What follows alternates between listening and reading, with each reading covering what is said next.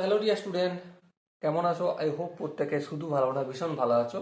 স্ক্রিনের ওপর যে প্রশ্নটা দেখা যাচ্ছে, এই প্রশ্নটা আমরা মন দিয়ে পড়ে নেব, তারপর অঙ্কটা কি করতে হবে সেটা নিয়ে আমরা ডিসকাস করবো। ওকে, যেমন কোশ্চেনটা বলেছে, একটি পরীক্ষায় রোহন সর্বোচ্চ নম্বরের 30% নম্বর পেয়ে 10 নম্বরের জন্য অকৃতকার্য হয়।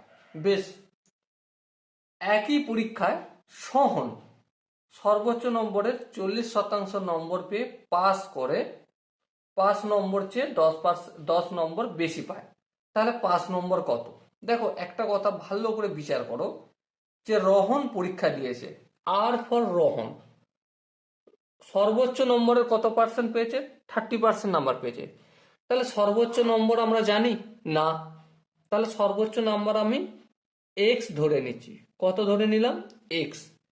এবার রোহন কত পেয়েছে? সর্বোচ্চ নম্বরের 30%, তাহলে এক্স এর 30%। হ্যাঁ ঠিক, এক্স এর 30%। এটাকে যদি ক্যালকুলেশন করি তাহলে কি হবে? এটাকে যদি ক্যালকুলেশন করি আমি, 30x/100 হবে। আই হোপ এখানটা প্রত্যেকের বোঝা গেছে। এটা রোহনের নাম্বার। এবার সোহন কত পেয়েছে? সর্বোচ্চ নাম্বারের 40%। এস ফর সোহন, শহরের নাম্বার হচ্ছে এক্স এর 40%। তাহলে কত হবে এটা ক্যালকুলেশন করলে? 40x/100। আই হোপ এখানটা প্রত্যেকের বোঝা গেছে। এবার একটা জিনিস ভালো করে বিচার করো, রোহন যেই নাম্বারটা পেয়েছে, এই যে 30x/100, এর থেকে যদি আর 10 নাম্বার বেশি পেত তাহলে তো সে পাস করে যেত, কারণ 10 নাম্বার কম পেয়েছে বলে ফেল করেছে। তাহলে এর সঙ্গে আমি 10 যোগ করছি, তাহলে রোহনের পাস হয়ে গেল, 5 নাম্বার হয়ে গেল। এবারে সোহন কত নাম্বার পেয়েছে? সোহন পেয়েছে 40x/100 নাম্বার। আচ্ছা, 40x/100 এই নাম্বারটা যে পেয়েছে, এর থেকে যদি 10 নাম্বার বিয়োগ করতাম, কত নাম্বার বিয়োগ করতাম? 10 নাম্বার বিয়োগ করতাম, তাহলে সোহন শুধুমাত্র পাস করা হতো আর এক্সট্রা নাম্বার পেতো না। হ্যাঁ ঠিক, তাহলে এটা, তাহলে এই যে 30x/100 প্লাস 10 আর এখানে 40x/100 মাইনাস 10, এই দুটো শুধুমাত্র পাসিং নাম্বার। হ্যাঁ, তাহলে এই দুটোকে আমি ইকুয়েট করতে পারি। হ্যাঁ করতে পারি, করে দিই তাহলে ফটাফট করে। 30x/100 plus 10 equal to 40x/100 minus 10। এবারে একটু ক্যালকুলেশন করবো, ক্যালকুলেশন থেকে এই -10টা অপোজিট সাইডে নিয়ে আসবো, তাহলে এই 10-এর সঙ্গে যোগ করলে হয়ে যাবে 20। আর এখানে 40x/100 আছে, এই 30x/100টা অপোজিট সাইডে আসলে কি হয়ে যাবে? এদিকে প্লাস আছে, অপোজিট সাইডে গেলে মাইনাস হয়ে যাবে, তাই না? তো আমি ফটাক করে মাইনাস করে দিলাম।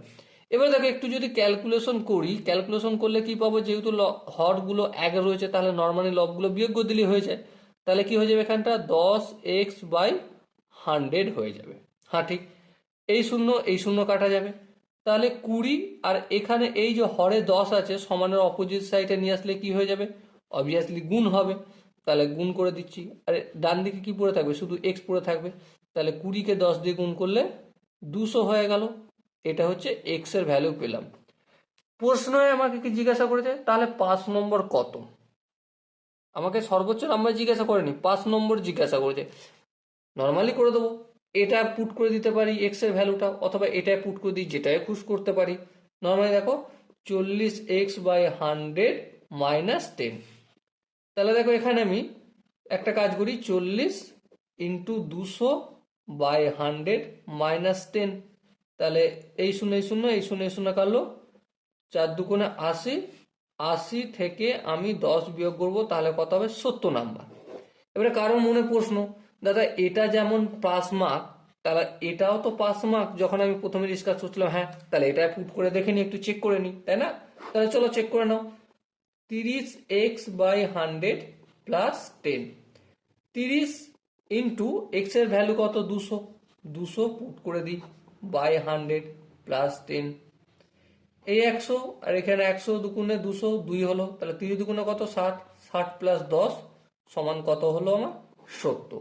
তাহলে পাসিং মার্কস কত আমার? 70। এখানে যে অপশনগুলো রয়েছে, কোন অপশনটা ঠিক হবে? অপশন বি হবে আমার সঠিক আনসার। ওকে, আই হোপ এই কোশ্চেনের কনসেপ্টটা প্রত্যেকের বোঝা গেছে। যদি কোনো জায়গায় বুঝতে অসুবিধা থাকে, ডাউট থাকে, কনফিউশন থাকে, তার জন্য কমেন্ট সেশন আছে, কমেন্ট সেশনে অবশ্যই জানিও। দেখা হচ্ছে পরবর্তী সেশনে, ততক্ষণ পর্যন্ত ভালো থেকো, সুস্থ থেকো এবং জয় হিন্দ।